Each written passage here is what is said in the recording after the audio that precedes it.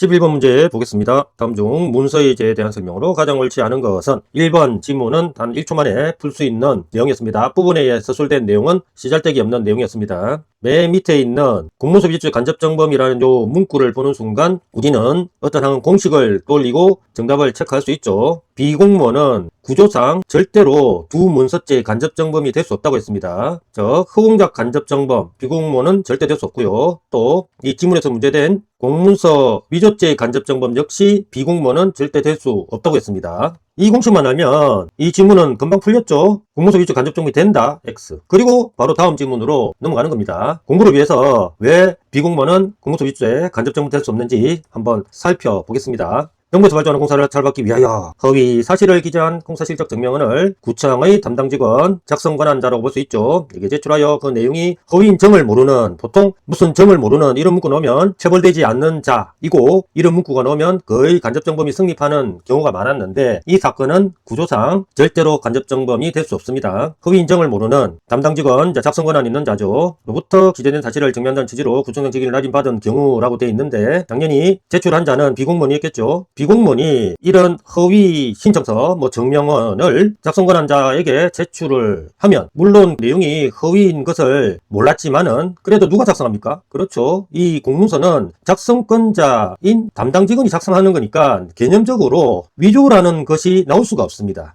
작성권자 아닌 자가 작성했을 때 위조라는 개념이 나오죠. 근데 이 경우는 작성권자가 어찌됐든 허위라는 사실을 몰랐던 어쨌든 간에 작성권자가 작성했기 때문에 위조라는 개념 자체가 나올 수가 없어서 공문서 위조죄 간접정범이 당연히 될 수가 없죠. 허공작 간접정범 성립할 수 없는 이야기는 다음 기회에 설명드리겠습니다. 2번 지문 보겠습니다. 이 지문은 전설적인 단골 레파토리 지문이죠. 행사목적으로 작성된 문서가 1호정 할 때 그 1이고요. 일반인으로 하여금 당의 명인이 권한 내에서 작성된 문서, 진짜 문서라고 믿게, 이게 우리가 암기하고 있는 오인 또는 오신에 해당되는 거죠. 믿게 할 수 있는 정도이기만 하면은 문서 위조, 변조 등 성립한다고 했습니다. 이게 문서죄 성립의 거의 절대 기준이죠. 1호정의 형식 외관을 갖추고 있다면 명인이 실제하지 않는 허무인 상관 있습니까? 상관없죠. 1호정이면 위조 변조 성립입니다. 또 문서의 작성일자 전에 명인이 이미 사망 의미 있습니까? 의미 없죠. 사망자 명의 문서를 하더라도 1호정에 해당되면은 위조 또는 변조죄 성립한다 라는 것이 초지일관된 우리 판례 입장이었습니다. 당연히 옳은 내용이었습니다. 3번 지문 보겠습니다. 타인의 주민등록증 4번 사진란에 자신의 사진을 붙인 단계는 아직 딱풀의 흔적이 남아있을 수 있죠. 그래서 이 단계는 아직 1호정 X라고 이렇게 평가를 합니다. 그런데 붙인 상태에서 복사를 하면은 이제 딱풀의 흔적을 찾을 수 없겠죠. 그래서 이 단계는 1호정 O가 됩니다. 즉 복사한 행위는 새로운 문서 하나를 창조한 경우로서 위조에 해당한다 라는 것이 우리 판례 입장이었고요. 그 D, 타인의 주민등록증을 복사기와 컴퓨터를 이용하여 전혀 별개 창조의 키워드죠. 의 주민등록증 사본을 창출, 없는 것을 있는 것으로 만든 행위니까 당연히 위조에 해당합니다. 창출시킨 행위는 공문서 위조에 해당한다. 예, 옳은 내용입니다. 4번 보겠습니다. 기존의 진정문서, 이 문구를 보는 순간 우리는 머릿속에 살포시 변조라는 개념을 얹어 주셔야죠. 기존의 진정문서를 이용하여 문서를 변개하는 경우에도 원칙적으로 이런 행위는 변조에 해당할 수 있죠. 근데 그런 경우에도 문서의 중요 부분에 변경을 가하여 새로운, 아까 3번 지문에서 봤던 전혀 별개하고 같은 의미죠. 이러면 변조가 아니라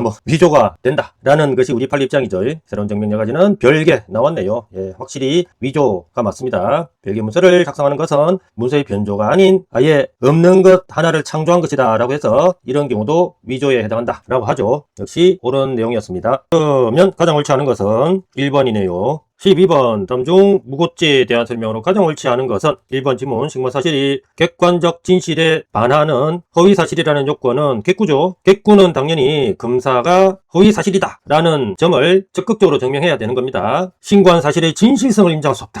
이런 근본 없는 내용을 검사들이 주장을 하기에는 편하죠. 근데 근본 없는 이런 내용을 판사 앞에서 검사들이 주장했다가는 그냥 쿠사리 쳐 드십니다.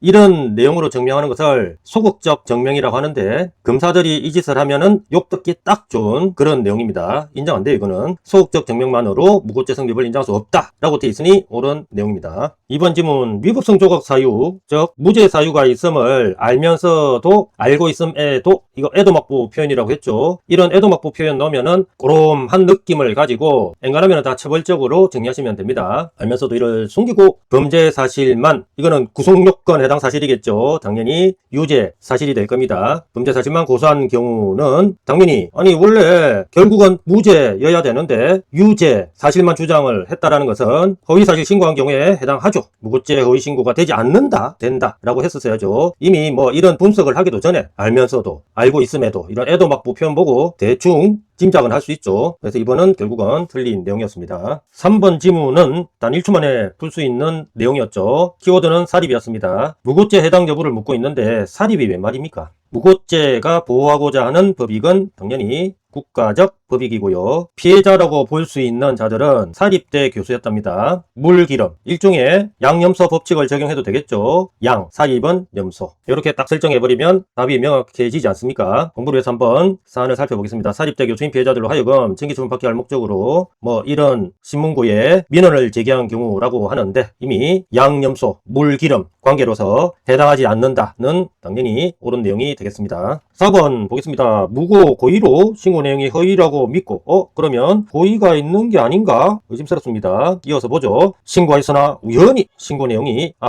객관적 진실에 부합하는 경우라고 되어 있네요. 그러면 이 신고 내용이 허위입니까? 아니죠. 객관적 진실에 부합하는 경우니까 진실인 경우로서 무고죄 성립의 가장 중요한 핵심 객구인 허위라는 객구 요건이 탈락이 되는 겁니다. 그러니까 이런 행위를 해도 당연히 무고죄가 성립하지 않는 것이겠죠. 옳은 내용이었습니다. 결국 옳지 않은 것은 2번이 되겠습니다. 13번 보겠습니다. 다음 보기 중 뇌물죄에 대한 설명으로 옳은 것과 옳지 않은 것을 올바르게 조합한 것은 간만에 조합형 문제인 것 같습니다. 보기 지문 보겠습니다. 기업 지문 수수된 금품의 뇌물성 인정하기 위하여는 금품이 계획에 직무행위와 대가관계 있어야 됩니까? 아니죠. 포괄적 대가관계로 족하다고 우리는 배웠습니다. 그러니까 금방 틀렸음이 덜통나는 지문이었습니다. 니은 지문 보겠습니다. 이 지문은 필요적 공범 내용이죠. 필요적 공범 관계라고 해도 쌍방 모두 다 처벌될 필요가 있다 없다? 없다라고 배웠죠. 그 점만 알면은 쉽게 풀리는 지문이었습니다. 뇌물공여죄, 정례죄가 성립하기 위하여는 반드시 상대방 측에서 뇌물수수죄, 수뢰죄가 성립하여야 합니까? 아니죠. 성립하여야 하는 것은 아니다. 그래서 옳은 내용이었습니다. 이것 지문 보겠습니다. 이 지문은 뇌물수수죄, 즉 수뢰죄와 제3자 뇌물 제공죄 두 가지 범죄 중에 어느 범죄가 성립하는지 여부가 문제된 내용이었는데요. 이 범죄가 성립하는지 이 범죄가 성립하는지 판단할 때 우리 대법원은 실질적으로 판단합니까? 형식적으로 판단합니까? 그렇죠. 실질적으로 판단합니다. 즉 중간에 형식적으로 제3자인 것처럼 보이는 자가 끼어져 있어도 실질적으로 너가 받아 먹었다면 단순 수뢰죄가 성립한다 라는 것이 우리 대법원의 입장이었죠. 구체적 내용 한번 들여다 보겠습니다. 공무원이 직접 뇌물을 받지 않냐고 꼼수 부리는 거죠. 정례자로 하여금 공무원 자신의 채권자, 자 이렇게 형식적으로 제3자가 끼어 들어왔습니다. 하지만 실질적으로는 아니었죠. 채권자에게 뇌물을 공유하도록 하여 편의상 돈 이렇게 하겠습니다. 공무원이 그만큼 지출을 면하게 되었잖아요. 그러면 이러한 구조는 결국은 정례자가 공무원한테 돈을, 즉 뇌물을 지급하고 그 돈을 이 채권자에 대한 채무자로서 채권자에게 지급한 거하고 똑같지 않습니까? 결국은 정례자로부터 직접 공무원이 돈을 지급받은 단순 수뢰죄가 성립한다 라는 것이 대법원의 입장이었습니다. 따라서 이 사안을 실질적으로 파악했을 때 공무원에게는 제3자 뇌물 제공죄가 아니라 단순 수뢰죄, 즉 뇌물수수죄가 성립한다라고 했었어야죠. 결국 디귿 지문은 틀린 내용입니다. 니을 지문은 위에서 봤던 니은 지문과 마찬가지로 필요적 공범 내용인데요. 필요적 공범 관계에서 형법 총칙 규정 적용됩니까? 안 됩니까? 안 되죠. 바로 그 내용 알면은 쉽게 풀 수 있는 지문이었습니다. 뇌물을 공유한 사람, 정례자와 뇌물을 수수한 사람, 수뢰자, 필요적 공범 관계이죠. 사이에서는 상대방 범행에 대하여 총칙상 공범 규정이 적용이 안 되니까 총칙상 공범 관계가 성립하지 않는다라는 말은 당연히 옳은 내용입니다. 결국 올바르게 조합한 것은 XO, XO이니까 1번이 되겠습니다. 되겠습니다. 14번 형식법 문제 보도록 하겠습니다. 다음 중 구속에 대한 설명으로 가장 옳지 않은 것은 1번 지문 상식적인 내용이죠. 지방법원 판사가 구속영장 청구를 기각한 경우 검사는 지방법원 판사 그 기각 결정에 대해 불복할 수 있습니까? 아니 되죠. 공소 제기 전 신속한 재판 원칙을 좀 더 고려한 결과입니다.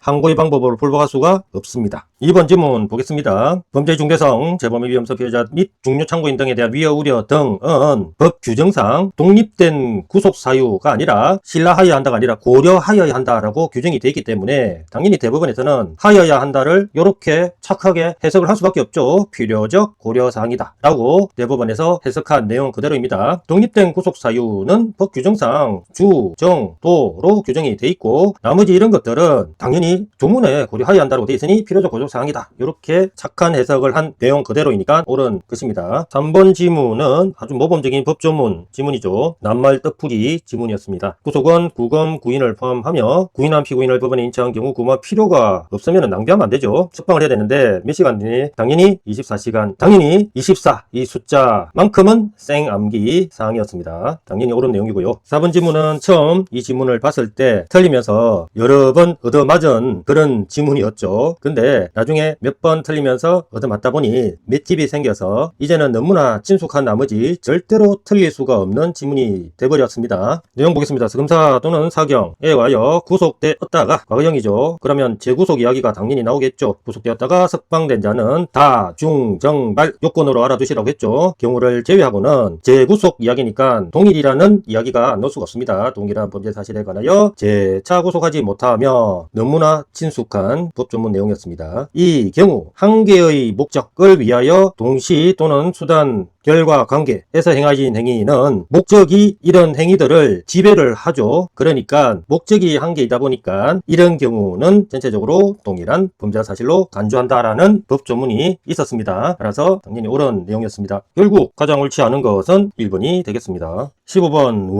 두뇌 활성화에 좋은 개수형 문제이네요. 기억 지문 보겠습니다. 이 지문은 최대한 인권 보장 원칙을 떠올리면 쉽게 풀 수 있는 지문이었죠. 살펴보겠습니다. 피압수자가 수사기관의 압수수색 영장 집행에 참여하지 않는다는 의사를 명시를 하였다 하더라도 최대한 인권 보장 원칙에 따라서 이자에게 변호인이 있다면 이 변호인에게는 별도의 참여 기회를 보장해야 된다라는 것이 대법원의 입장이었습니다. 따라서 특별한 사정이 없는 한 그 변호인에게는 미리 집행일시 장소를 통지하지 아니한 채 압수수색을 하였더라도 위법하다고 볼 수 없다. 틀렸습니다. 위법하다고 봐야죠. 니은 지문 역시 최대한 인권 보장 원칙과 관련성이 있죠. 살펴보겠습니다. 수사기관이 압수수색에 착수하면서 그 장소의 관리 책임자에게 압수영장을 제시하면 땡입니까? 아니죠. 이 물건과 관련되는 모든 자에게 에브리바디에게 다 제시해야 된다라는 것이 최대한 인권 보장 원칙에 따른 우리 대법원의 입장이라고 했습니다. 따라서 물건을 소지하고 있는 다른 사람, 이 다른 사람에게도 당연히 제시했었어야죠. 다른 사람으로부터 이를 압수하고자 하는 때에는 소지자에게 따로 영장을 제시해야 한다. 이 내용은 옳은 내용이었습니다. 디귿 지문 보겠습니다. 앞에서 우리가 본 기억 니은 지문과 나중에 볼 요 리얼 지문은 단골 레파토리거든요. 그런데 지금 볼 이 디귿 지문은 그렇게 단골 레파토리는 아닙니다. 하지만 우리들이 너무나 잘 알고 있는 유관 무관 법칙을 적용하면은 단 1초 만에 풀 수 있는 그런 지문입니다. 살펴보겠습니다. 압수수색영장 집행 과정에서 피압수자 지위가 참고인에서 피의자로 전환이 되었대요. 전환될 수 있는 증거가 발견되었더라도 그 증거가 압수수색영장에 기재된 범죄 사실과 객관적으로 이게 키워드죠. 관련되어 있다면 유관 무관 법칙에 따라서 압수수색 대상 물건을 압수수색할 수 있다 없다? 있다. 이렇게 결론이 결국 나오겠죠. 관련되어 있다면 이는 압수수색영장 집행 범위 내에 있으므로 다시 그 동일인이 피압수자에 대하여 영장을 발부받을 필요는 없죠. 낭비입니다. 그 압수수색 대상 물건이 유관 무관 법칙에 따라서 관련이 있는 물건이라면 기존의 영장으로 얼마든지 압수수색할 수 있다라는 취지의 대법원 입장이었습니다. 그래서 옳은 내용이었고요. 리얼 지문은 최대한 인권 보장 원칙에 따라서 인권은 최대한 보장 이루어져야 하나 불가능한 것을 요구할 수는 없겠죠. 그런 내용입니다. 살펴보시죠. 압수수색영장은 처분을 받는 자에게 반드시 제시하여야 하죠. 원칙입니다. 그런데 그 처분을 받는 자가 현장에 없는 없는 등 영장 제시 사본 교부가 현실적으로 불가능, 또 불가능과 비슷한 상황이 이거죠. 처분을 받는 자가 영장 제시 사본 교부를 거부한 때에는 불가능한 것을 요구할 수 없으니까 당연히 제시 또는 교부할 필요 있다 없다 라는 의미의 법조문이 있었습니다. 따라서 이 내용은 일단 옳은 것으로 처리하겠습니다. 근데 이 지문 문장을 보시면 매끄럽지 못한 부분을 발견할 수 있을 겁니다. 이 앞부분 보세요. 압수수색영장은 처분을 받는 자에게 반드시 제시인 경우에만 서술하고 있는데 그 뒷부분 처분을 받는 자가 현장에 없는 등 영장 제시인 경우뿐만 아니라 사본의 교부인 경우까지 서술하고 있고요. 그 아래도 역시 마찬가지죠. 제시인 경우뿐만 아니라 사본의 교부인 경우까지 서술하고 있습니다. 뭔가 매끄럽지 못하죠. 아마도 추측컨대 형소법 118조 법조문 내용을 출제를 하시면서 본문에는 피고인인 경우 사본 교부해야 한다라는 내용이 있는데 그것은 삭제를 하시면서 단서의 사본 교부인 경우는 삭제를 미처 하지 못해서 이런 결과가 나오지 않았나 생각을 해봅니다. 그런데 뭐 개인적인 어떤 자료를 작성하면서 이런 실수를 범한 경우는 누가 신경을 쓰겠습니까? 많은 지금 국가시험 문제를 출제를 하면서 이런 실수를 했다라는 것은 국가시험에서 요구되는 통상적인 무결성이 갖춰져야 되는데 갖춰지지 못했다라는 점에서 조금 아쉬운 느낌은 듭니다. 어쨌거나 뭐 전체적으로 옳다라고 볼 수 있는 지문 내용이었습니다. 결국 옳은 것은 니언, 디귿, 리얼 3개 정답은 3번이 되겠습니다.